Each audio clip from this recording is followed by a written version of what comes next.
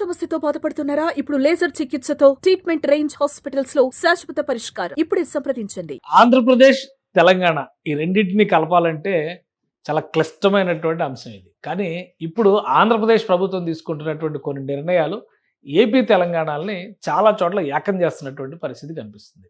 ముఖ్యంగా రాజధాని అమరావతి నిర్మాణం జరుగుతున్నటువంటి ప్రాంతంలో ఇటు నుంచి అటు కృష్ణా నదికి వంతెన వేసేటువంటి క్రమంలో చాలా దూకుడుగా వ్యవహరిస్తుంది ఆంధ్రప్రదేశ్ ప్రభుత్వం. ఇప్పటివరకు inner ring road, outer ring road, బైపాస్లు, అలానే రైల్వే లైన్లు వీటి గురించి మాత్రమే మాట్లాడినటువంటి ఏపీ సర్కార్ ఇప్పుడు కొత్తగా సరిహద్దుల్లో ఉన్నటువంటి ప్రాంతాలను కలిపేందుకు కృష్ణా నది దాటాలంటే ఎక్కువ ఇబ్బంది పడకుండా ఉండేలా వీలైనన్ని ఎక్కువ వంతెనలు కట్టాలి అనేటువంటి ఒక ప్రణాళికని ఆవిష్కరించే ప్రయత్నం చేస్తుంది. గతంలో ఎప్పుడో దశాబ్దాల క్రితమే నిర్మించాల్సినటువంటి వంతెనలకి ఇప్పుడు మోక్షం లభిస్తున్నటువంటి పరిస్థితి. అలాంటిదే తాజాగా మరో వంతెనని క్లియర్ చేసేటువంటి పనిలో ఆంధ్రప్రదేశ్ ప్రభుత్వం నిమగ్నమైంది. ఇది పూర్తిగా ఏపీ, తెలంగాణ సరిహద్దుల్లో వస్తున్నటువంటి ప్రదేశం.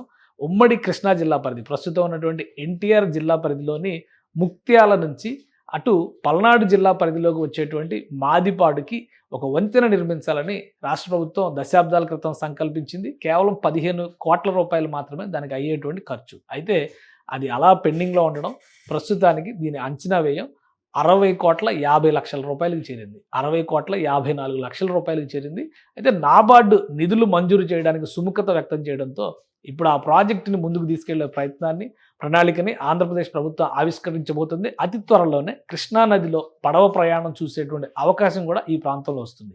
దాని ప్రత్యేకత ఏంటో ఒకసారి విశ్లేషించేటువంటి ప్రయత్నం చేద్దాం. గతంలో జరిగినటువంటి అనేక ప్రతిపాదనల్లో భాగంగా ఇది వాస్తవానికి సరిహద్దు ప్రాంతం, కృష్ణానదికి సంబంధించినటువంటి సరిహద్దు ప్రాంతం.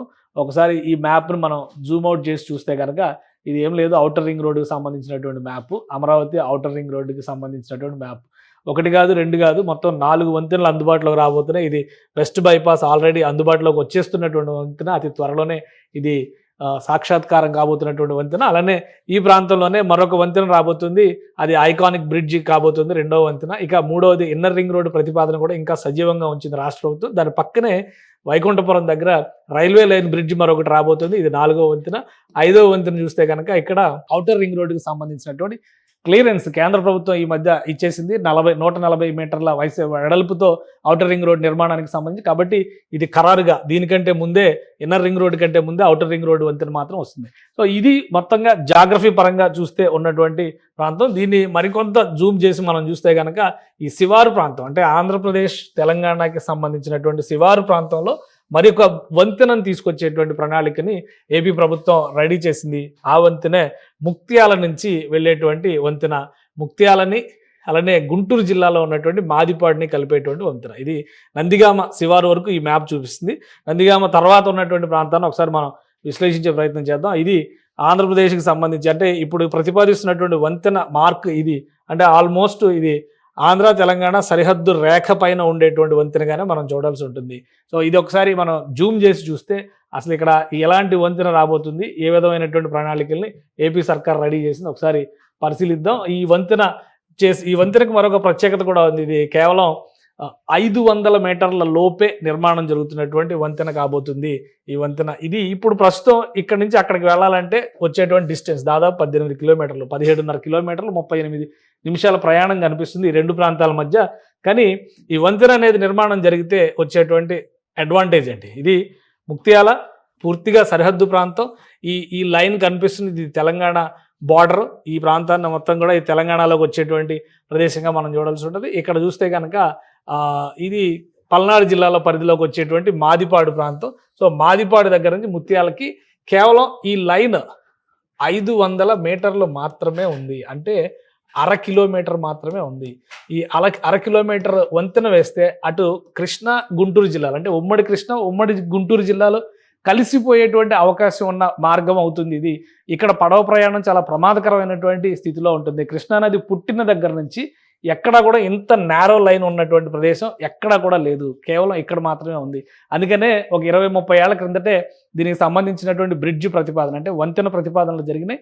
కానీ అవన్నీ కూడా రాజకీయ కారణాలు లేదా అలసత్వం వలన అటకెక్కినటువంటి పరిస్థితి ఉంది. ఇప్పుడు తాజాగా రాష్ట్ర ప్రభుత్వం తీసుకున్నటువంటి నిర్ణయం ప్రకారం ఈ ప్రాంతంలో నిర్మాణం చేసేందుకు ఒక ప్రణాళికను రెడీ చేసింది. ఆల్రెడీ దీన్ని కూటమి ప్రభుత్వం అధికారంలోకి వచ్చిన గతంలో జగన్మోహన్ రెడ్డి ప్రభుత్వం కూడా దీనికి సంబంధించి టెండర్లు కాల్ఫర్ చేసింది. కానీ కాంట్రాక్టర్లు 2 సార్లు కాల్ చేసినప్పటికి కూడా ఎవరు కూడా కాంట్రాక్టర్లు ముందుకు రాలేదు.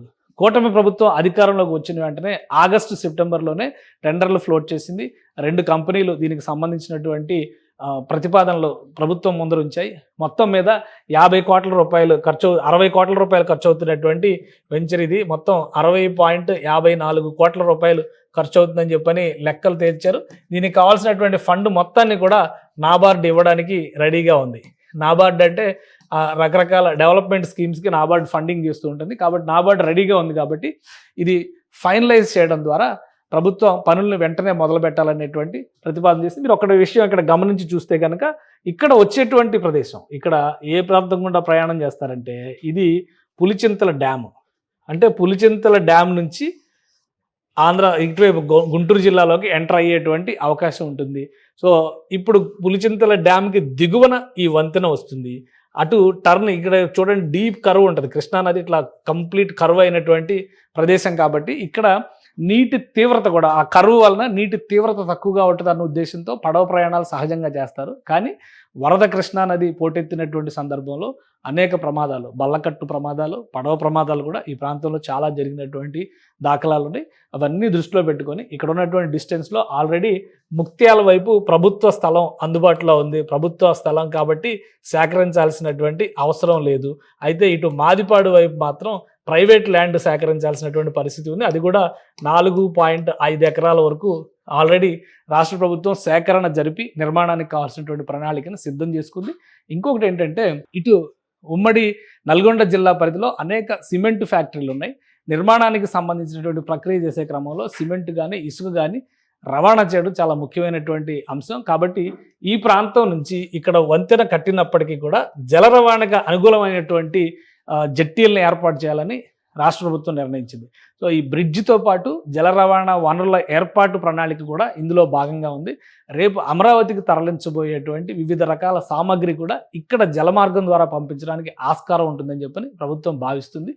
ఈ క్రమంలోనే ఇక్కడ నిర్మించబోయేటువంటి బ్రిడ్జ్ డిజైన్లో కూడా రవాణాకి అనుకూలమైనటువంటి మోడల్స్నే ఏర్పాటు చేయాలని చెప్పి డిసైడ్ చేశారు. ఆ డిజైన్లనే ఫైనల్ చేసేటువంటి అవకాశం ఉంది.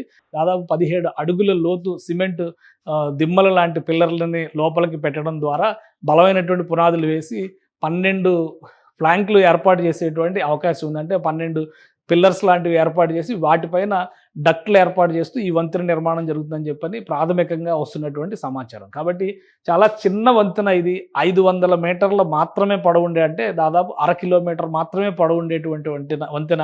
ఇంకోటి ఏంటంటే ఈ వంతెన పూర్తయితే హైదరాబాద్ నుంచి గుంటూరుకు వెళ్ళేటువంటి మార్గంలో కూడా దాదాపు 50 కిలోమీటర్ల వరకు డిస్టెన్స్ కలిసి వచ్చేటువంటి అవకాశం ఉంది. ఇప్పుడు మామూలుగా అయితే విజయవాడ వరకు వెళ్ళి టర్న్ అయ్యి గుంటూరుకు వెళ్ళేటువంటి పరిస్థితి ఉంటుంది. కానీ ఈ రూట్లోంచి వెళ్ళిపోయేటువంటి క్రమంలో గుంటూరుకు వెళ్తే కనుక దాదాపు 50 కిలోమీటర్ల డిస్టెన్స్ తగ్గేటువంటి అవకాశం ఉంటుందని చెప్పని అంచనా వేస్తున్నారు.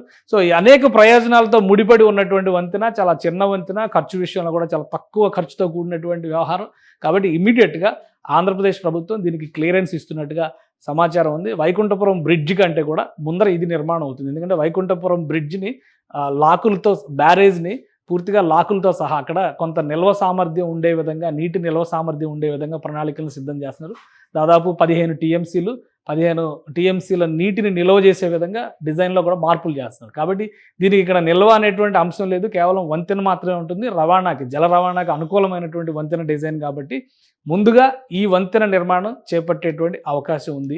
నాబార్డు దీనికి క్లియరెన్స్ ఇచ్చింది.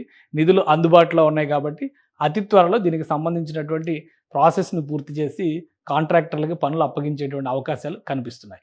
సుమన్ టీవీలో మీ పర్సనల్ అండ్ బిజినెస్ ప్రమోషన్స్ కోసం కింది నెంబర్కి కాంటాక్ట్ చేయండి.